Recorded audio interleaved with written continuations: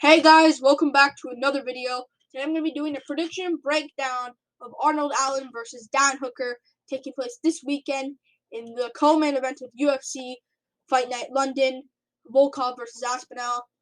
And before I start this prediction breakdown, I know this is being posted late. This is going to be posted late. I was just kind of figuring out the Ilya Tapiria Paddy Pimblett situation in the backstage, which will be posted tomorrow, by the way, tomorrow morning or tomorrow sometime. Not late, but tomorrow sometime. But for right now, I'm just a bit of a reminder. But this video, prediction breakdown, Arnold Allen versus Dan Hooker, and I can't wait for this matchup, a featherweight matchup. As we know, Dan Hooker used to be a lightweight. He is now moving down from lightweight. He's moving down to the featherweight division from lightweight. And it's not really a good turn for Dan Hooker recently. Of course, coming off that loss to Islam Makhachev, which isn't a bad loss whatsoever. He did take down short notice, but completely got dominated by Islam Makhachev in that one. Beat Nasrat Haqparast, but how really good is Nasrat Haqparast now? Of course, coming off losses to Chandler and Poirier. Was on a bit of a spree then here. Felder and Quinta Vic, and yeah, he's been on a bit of a spree in his career. Like he has these losses here, and then spree, loss to Barboza, spree, loss to Poirier, and then Chandler. Oh, is he gonna want to spree up? He loses to matchup. So kind of theme here for Dan Hooker. Great losses to have though. Honestly, all top 5 opponents. Barboza's not a top 5, and he's also a featherweight. So, but the most notable ones recently, Poirier just fought Charles Oliveira last year, or back in December. Top 5 opponent, Michael Chandler, about to fight Tony Ferguson, went to a war of Gaethje and Oliveira. Lost both of them, but still made it really competitive, both of them. But then took a step down against Nasrat Haqparast. It's Nasrat Haqparast, man. He just got destroyed by Bobby Green. You know, and then Makhachev. You kind of see a theme for Dan Hooker here. And he has good aging good wins. These Felder and Quinton Vic are not great wins, but Jim Miller's making a return of himself. Gilbert Burns. If he beats Hamzat Chimaev, that would look like an awesome win. You know, of course, Dan Hooker has been at featherweight before. He fought Yair Rodriguez. I mean, he's fought the big names at featherweight, so it's not like it's like a re-debut at featherweight. You know, re-debut. Yeah, he's fought at featherweight before. Barboza. Oh, that was at lightweight. Barboza was at lightweight before. I keep forgetting that. But Barboza now is a featherweight. So you see, it's a bit of a theme now for Dan Hooker.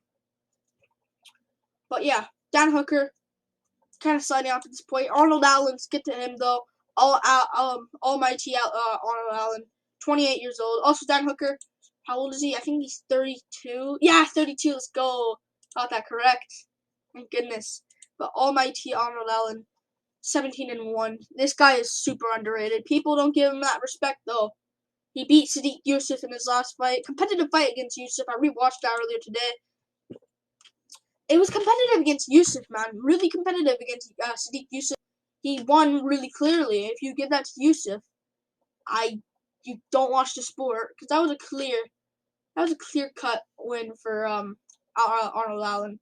Third round was tricky for him. Youssef started to get better, but we've now seen, like last weekend, Sadiq Youssef just beat Alex Caceres. You know, he beat Alex Caceres in the last weekend. So that's aging well now for Arnold Allen. Of course, he looks good in his fights, man. He looks really good in his fights. His win over Mads Burnell. First off, he beat Makwan Amirkhani. Close fight there, but I think it was his debut. No, he beat Al Nomar and Yaltiz and Miza. And he beat Makwan Amirkhani, which is a good win. Not really anymore, but back then was a really good win. Mads Burnell is an underrated win. I know Mads Burnell just lost to Adam Borics, but I'm not counting that right now. He's been looking great since that loss. And Adam Borics didn't even finish him, so I'm not counting that. But Arnold Allen's looked awesome in his career, man. Looked really good in his career. Jordan Rinaldi beat as well. Gilbert Melendez, he looked good against Gilbert Melendez. Don't give him that. I know it's Melendez at this point, but come on. Like, it's like Allen destroyed him in that fight. Destroyed him.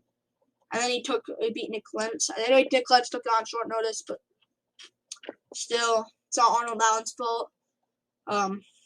Because I think Josh Emmett fell out of the fight. He was supposed to fight Jeremy Stevens. I didn't even notice that. But Allen's been looking great in his career, man. Looking great. And he's really improving in his career as well. Let's get to the prediction, though. I'm going to go Arnold Allen here over Dan Hooker. I think Arnold Allen gets a first-round KO quickly over Dan Hooker. We've seen Arnold Allen we've seen Dan Hooker. And I know you might be thinking, Hooker has a great chin. But, like, at this point, man, taking a lot of wars, going in a lot of wars, taking a lot of damage. Felder took a bunch of damage in that fight. Poirier took a lot of damage in that fight. Barbosa kind of one-sided him there, but Barbosa destroyed him in that fight. The body shot was brutal. Brutal body shot there. And yeah, back then, I think this is kind of looking like the end of the career of Dan Hooker at this point. Gilbert Burns is a good win, but if they rematch now, I'd say Burns probably KOs him. And Burns then at lightweight wasn't really that great. I just don't like this move for Dan Hooker, man. Featherweight move, and and then after the wars, like all that durability just saved up, boom, all in the garbage can after getting KO'd by Chandler. Out cold. Not out cold, but he got badly punched down. I know it's Chandler. I don't know why I said punched down. He got knocked down badly, really badly, and finished off. I know it's Michael Chandler. I understand that completely. But, like, that's literally the worst matchup. I picked him to beat Dan Hooker. I picked him to beat Michael Chandler in his debut. I was wrong.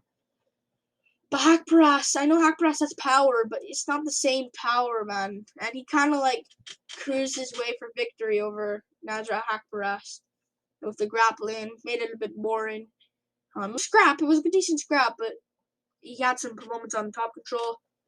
And I think Arnold Allen's just going to go out there and win. Arnold Allen, he doesn't have pillow fists, man. This guy has power, too. 28 years old.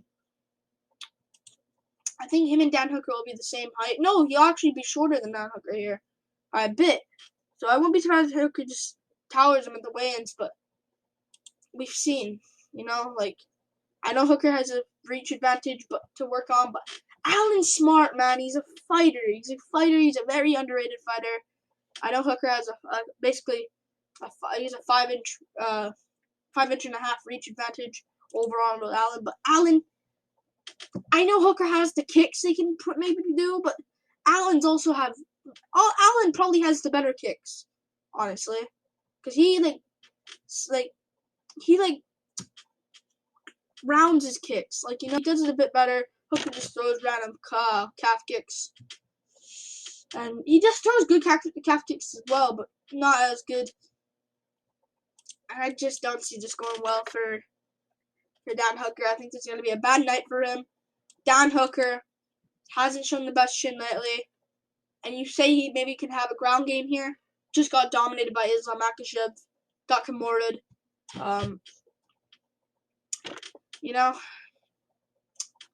Not looking good for him. If he beat Poirier, if he actually ended the second round, if he TKO'd Poirier at the end of the second round, maybe we'd look at Dan Hooker versus Conor McGregor instead, and then maybe do a rematch if Hooker won that. And then we could have saw at the end of the year Dan Hooker, Charles Oliveira, and then he probably would have lost there. But instead it was Poirier because of this one fight. And if Dan Hooker stole that third round, 3-2, we would have saw all this. And we would have saw Poirier debut Chandler instead. I just don't see this going well for Hooker. Featherweights are way better than lightweights because we see it now. Poirier was at featherweight before. McGregor was at featherweight before. They all moved up. Who else was there? Holloway was there. He's still there, but he also moved up to lightweight with back and forth. He's officially at featherweight. A lot of guys were at featherweight before, man. A lot of guys. And they ended up, it was pretty hard for them down there. Now look where they are, fighting titles and that. Charles Oliveira, also down there at featherweight. Now he's a lightweight champion. He couldn't even do well at lightweight at featherweight. You know, Barbosa was at lightweight, moved down to featherweight. Was looking good at first, was looking good, but now you kind of see him fading away after losing to Bryce Mitchell and Giga Chikadze.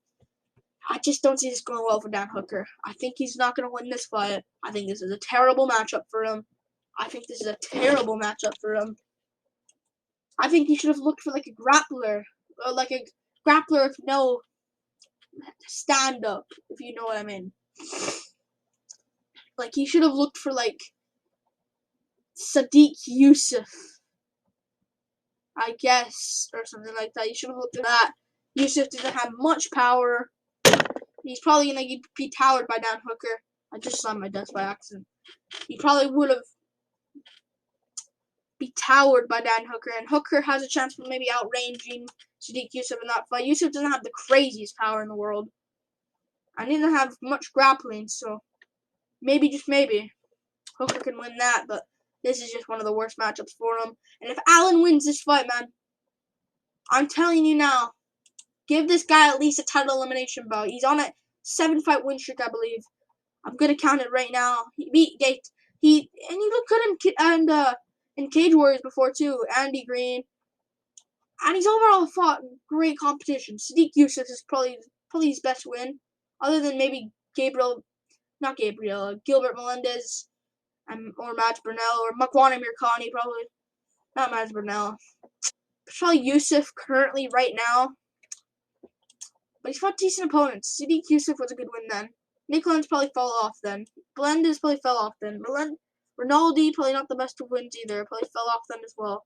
Burnell's a good win. Makwan Amirkhani was a good win then. You know, you gotta give this guy, I think, what was his? 1, 2, 3, 4, 5, 6, 7, 8 fight winning streak. He'll be a 9-fight winning streak if he wins this. He's number 7. If he wins this fight, Arnold Allen, he should definitely move above Josh Emmett, who went to a close decision with Dan Ige. And Ige arguably could have lost to Barbosa, that's number 12 right now, so you can justify that. Arnold Allen should move above Emmett. Cater, he should also kind of move above Cater. And he also should just move above Kareem. No, they're not, because Kareem Zombie's fighting for the title, so they're not going to do that. Be at number 5, I think, if he wins this. Be above Emmett and Cater. And what's next if he wins this? I don't think Allen beats Volkanovski or anything. Or Holloway and Ortega and Yair. I don't know if he wins all those. But the Korean Zombie is probably one of his best matchups. I think he easily beats not Volkanovski, a Korean Zombie. I hope Volkanovski beats the Korean Zombie. I think he will. I think he'll dominate Korean Zombie. And if he wins against the Korean Zombie, and the Korean Zombie loses, he's probably gonna have to look at a guy down, like a number 5, 4. He'll look at that. Maybe by then Korean Zombie will be like ranked number 6 or 7 or something like that. But yeah, and maybe you can do Arnold Allen versus the Korean Zombie. And I think Hooker has bad head movement as well. Just to point this in, he has bad head movement, and he moves. Allen moves side to side. Hooker moves back and forwards, throws shit jabs. I know he has that hook KO or James Vick, but it's James Vick at the same time. And Korean Zombie is basically Dan Hooker. Basically Dan Hooker, yeah, right? Just not lengthier and taller. He's basically Dan Hooker, if I'm not mistaken. You can correct me all you want. I think Arnold Allen's got this. If he wins against the Korean, I think they should do him versus Volkanovski, the Korean Zombie loser. If it's the Korean Zombie, if it's Volkanovski, maybe not. Maybe Volkanovski will probably look at. I actually don't even know. I don't want that to happen. So, I think he should take on the Korean Zombie if he loses to Volkanovski. If Volkanovski, if Korean Zombie somehow wins, maybe Brian Ortega, Yair Rodriguez isn't really official yet. So maybe Allen can just rip that apart and make one of them versus someone. But Calvin Cade or Josh Emmett should be made. So maybe they can do that. I don't know. If Allen wins this, one more fight until he gets a title shot. And yeah, if Hooker wins, he probably won't go up because he does have that loss to Edson Barboza, and that will drag Allen down as well. But I'm definitely going Arnold Allen as Hooker throws a bunch of front kicks. I think Hooker will throw a lot of front kicks, and I think Allen will catch him, put him down badly. I think Hooker will protest the stoppage. It'll be a bit of a messy stoppage, but you'll know Allen won. Clean shot, put down Hooker. Arnold Allen wins. People better see after, and we'll see that this kid is very good. Just point it out. Like and subscribe. Thank you for watching. This is a prediction breakdown of Arnold Allen versus Dan Hooker. And yeah. Peace out, guys. Woo! Peace. Peace out.